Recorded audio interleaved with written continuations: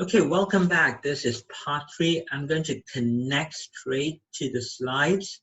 Okay, so just hang in there with me for a short minute. I'm going to connect you back to the slides. Okay, so we're back on track here. So this is part 3. Welcome to this part 3. We're still on the topic on how to obtain complete forgiveness of sins and punishment.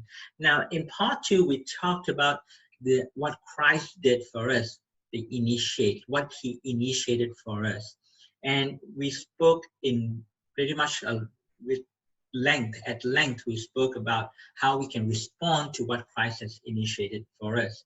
Now, in this particular part, we'll be looking at the graces. What did Christ promise us when we respond to what he has initiated? Our response to Christ's action results in Christ giving us what he has promised. So let's look at what he has promised. We focus on St. Faustrina's diary entry number 699. And this is what it says. This is what Christ himself said. The soul that will go to confession, that's our action, right? We went for confession. The soul that will go to confession and receive Holy Communion will obtain complete forgiveness of sins and punishment. Now I want to focus on the word will. Now, will has a surety connotation to it. I will do this. I will. It shows that our desire has turned into an integration. We have integrated it, and we are going for confession and receiving Holy Communion. What will happen when we do that? When we have made a good confession and we have received the Holy Communion in the state of grace, what will happen? What will Christ do for us? The soul will obtain complete forgiveness of sins and punishment. Hence, integration has now turned into an outreach. Christ has reached out to us and has completely forgiven us. Now, if God can completely forgive us, okay, here's the thing. If God can completely forgive us for our action, for what we have done in response to what he has initiated, check that out.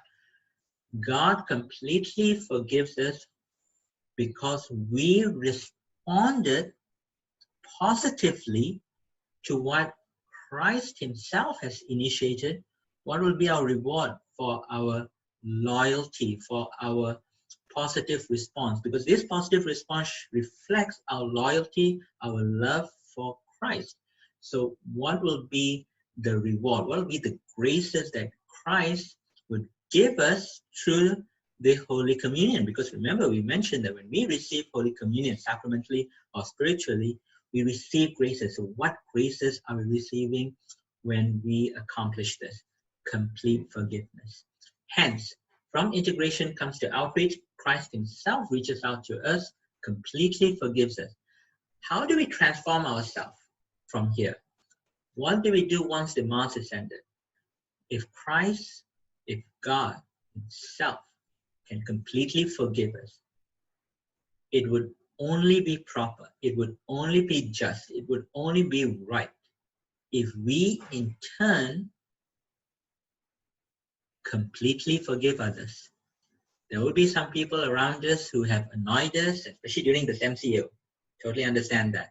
It's kind of annoying to be with a lot of people at home day after day, and it's going to be annoying. There'll be a limited space. We want that freedom, but then, everybody wants our attention and all that, and sometimes we might snap at them and all that. We are called to completely forgive them. Okay, and this comes from God. It comes from the grace, from receiving the Holy Eucharist, the Holy Communion spiritually. Since we are under the MCO spiritually, it is God's gift to us. It's God's grace. Now, how do we completely forgive others? What did Christ do? Christ initiated. The other person respond. Now, when Christ initiates, let's go back to the 3 steps. Initiate, response, grace. When Christ initiates, it is by free will that we respond. So we can respond positively, we can respond negatively. So when we forgive others, we initiate the first step. So we ask for forgiveness. We take the first step in forgiving others. You have hurt me, I forgive you. Okay, take up the phone, call up someone whom you have hurt, you ask for forgiveness, whom they have hurt you, you take the initiative and you call them up and say, you have hurt me, you have done this, but I forgive you. Okay, I forgive you. How the other person responds is beyond your control. Is beyond your control. It can be positive, it can be negative. But you have done your part.